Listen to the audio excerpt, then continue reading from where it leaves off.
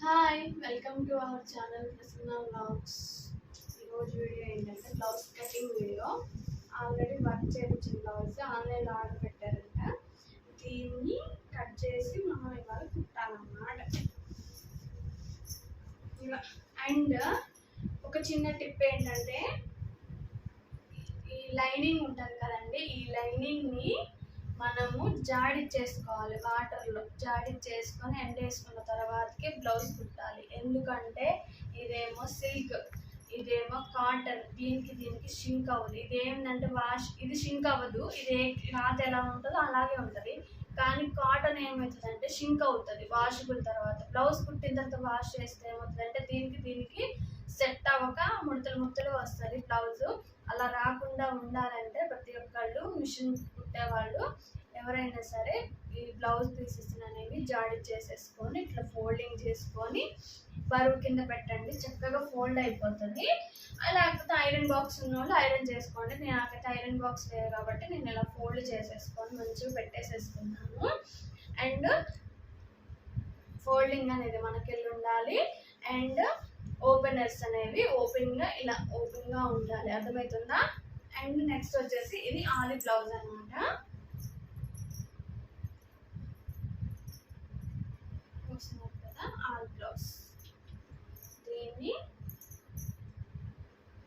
ఇలా షోల్డర్స్ అనేవి మంచిగా జాయిన్ చేసేసుకొని ఇలా పట్టేసుకోవాలి.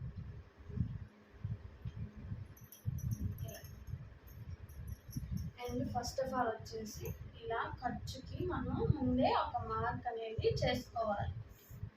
ఇవి డైరెక్ట్గా అంచులే నేను ఇటు పెట్టేసుకున్నానండి, అందుకని చెప్పి ఒక పావు ఇంచు మనం ఇది తీసుకోవాలి. అండ్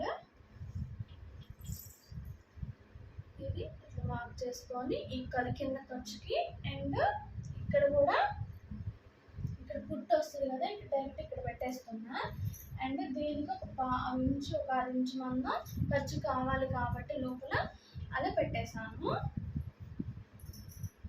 ఇప్పుడు నెక్స్ట్ ఈ జాయింట్ ఉంటుంది కదా, ఈ జాయింట్కి ఇలా ఫోల్డ్ చేసుకోవాలి. ఇలా ఫోల్డ్ చేసుకొని ఇలా పెట్టేసుకోవాలి. ఇలా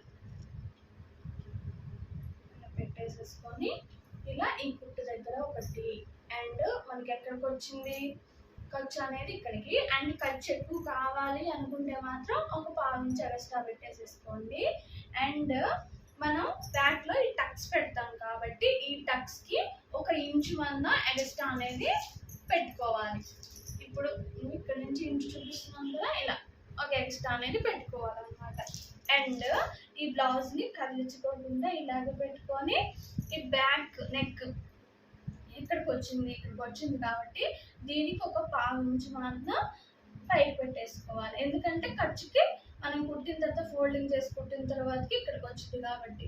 అండ్ ఈ బ్లౌజ్ని ఇలాగే కదిలించుకోకుండా ఇలా పెట్టేసేసుకొని ఇక్కడ మార్క్ చేసుకోవాలి. ఇదేంటిది చంక కోసం. మనం చంక కోసం ఆర్మ్ హోల్ అని అవని ఇవన్నీ మెజర్మెంట్స్ ఏం తీసుకోవాల్సిన అవసరం లేదు. ఆది బ్లౌజ్ని బట్టే మనం డైరెక్ట్గా కొలతలు అనేవి ఇవి చూస్తున్నారు కదా, ఇలా ఇది ఖర్చు ఇక్కడికి వచ్చింది కాబట్టి ఖర్చుకి డైరెక్ట్గా పెట్టేసుకోవాలి. ఒకవేళ ఖర్చు కొంతమంది కిందికి వేసుకుంటారు కదా, అప్పుడు కిందికి పై పెట్టేసుకొని ఇక్కడ మార్క్ చేసుకోవాలి. అండ్ ఇప్పుడు మనకి ఏమొచ్చింది, పొడవు వచ్చింది, లూజ్ వచ్చింది. అండ్ బ్యాక్ నెక్ వచ్చింది. ఇప్పుడు ఏం చేయాలి, మనకి ఈ షోల్డర్ రావాలి అండ్ చంక్ రావాలి. అండ్ ఇప్పుడు చూడండి, వీళ్ళది షోల్డర్ ఉంటుంది, ఇది 2.5 ఉంది. అంటే మనం ఇటు ఖర్చుకి కలిపి 3 పెట్టుకోవాలి. అర్థమవుతుందా? అండ్ ఇప్పుడు మెడ 2.5 2.5 పెట్టుకుంటానండి నేనైతే. ఎందుకంటే ఇవి షోల్డర్స్ అనేవి జారుతాయి అంట. 2.5 పెట్టుకుంటే ఇంకా ఎక్కువ జారుతాయి కాబట్టి 2.5 పెట్టుకుంటా. మళ్ళీ ఇక్కడ నుంచి వాళ్ళది 2.5 ఉందంటే మనకి అటు ఖర్చు కావాలి కాబట్టి 3 పెట్టేసుకోవాలి. 3 కార్డు మార్క్ చేస్తున్నా. అండ్ వీటిని స్ట్రైట్ లైన్తో గీసుకోవాలి. అండ్ నేను ఎందుకు 2 గీతలు గీస్తున్నాను ఏంటనేది మీకు నేను కట్ చేసేటప్పుడు చెప్తాను. ఇది కుట్టు కాడండి, టక్స్ పెట్టుకోవాలి కోసం కాబట్టి గుర్తు కోసం. ఎందుకంటే మనం అన్ని జాయిన్ చేసిన తర్వాత ఎక్కడికి వస్తుంది ఏంటంటే మళ్ళీ అప్పుడు కొలుచుకోకుండా డైరెక్ట్ కోసం నేను చెప్తున్నాను. అండ్ ఇది మాత్రం 2.5 తీసుకోవాలి, ఎందుకంటే అది పెద్ద బ్లౌజ్ కాబట్టి బ్రాడ్గా ఉండాలి, బ్యాక్ అనేది డిజైన్ హైలైట్ అవ్వాలి కాబట్టి నేను 2.5 తీసుకుంటున్నాను. ఇప్పుడు దీన్ని కలపాలి. ఇలా ఉంటే షోల్డర్ అనేది జారిపోకుండా మంచిగా ఫిట్నెస్ అనేది వస్తుంది అనమాట, అందుకని చెప్పి ఇలా. అండ్ మనం ఇప్పుడు ఇది ఇక్కడ ఎంత పెట్టాము, మొత్తం కలిపి 5.5 పెట్టాం. ఈ 5.5 ఇక్కడ కూడా ఒక మార్క్ చేసుకోవాలి దీని సాధ్యగా. అప్పుడు ఇది ఒక స్ట్రైట్ లైన్ వస్తుంది. ఈ గీతని చూసుకొని మార్క్ తీసుకోవాలి, అంతే. ఇప్పుడు చంక వచ్చింది, ఇక్కడ నుంచి ఇక్కడికి 1.5 పెట్టుకోవాలి. చూస్తున్నారు కదా, ఈ 1.5 ఇలా మార్క్ చేసుకుంటే ఇది రౌండ్ తిరుగుతుంది. ఇప్పుడు మనకి ఇది కుట్టు ఇక్కడికి వచ్చింది కదా, ఈ కుట్టుకి 1 ఇంచ్ మనం టక్స్ తీసుకున్నాం కదా, కుట్టిన తర్వాత టక్స్ ఇక్కడికి వస్తుంది కాబట్టి ఇలా స్ట్రైట్ లైన్ గీస్తే ఇదేమవుతుంది, చంక జాయింట్ కాడ కూడా ఒక మార్క్ చేసుకోవాలి. మీకు అంత డౌట్గా ఉంది, కొంతమందికి చెస్ట్ కాడ ఎక్కువ క్లాత్ ఉంటుంది అండ్ నడుము సన్నగా ఉంటుంది, చెస్ట్ ఎక్కువ ఉన్న వాళ్ళకి మీకు అంత డౌట్గా ఉంటే ఆది బ్లౌజ్ పెట్టి ఇలా కోల్ చేసేసుకోండి. చూడండి, నేను పెట్టిన చక్కరకు వచ్చేసింది చక్కగా.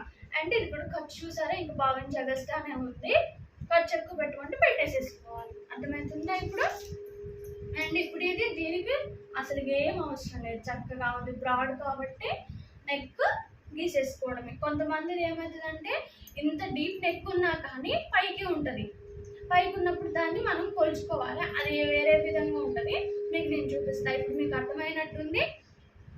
బ్యాక్ పార్ట్ ఫస్ట్ పొడవు చూసుకోవాలి, తర్వాత లూజ్ చూసుకోవాలి, అండ్ తర్వాత ఇటువైపు నుంచి చంక చూసుకోవాలి, అండ్ బ్యాక్ నెక్ చూసుకోవాలి, తర్వాత షోల్డర్. తర్వాత ఈ షోల్డర్ అని చూసుకుంటే ఆటోమేటిక్గా చంక వస్తుంది.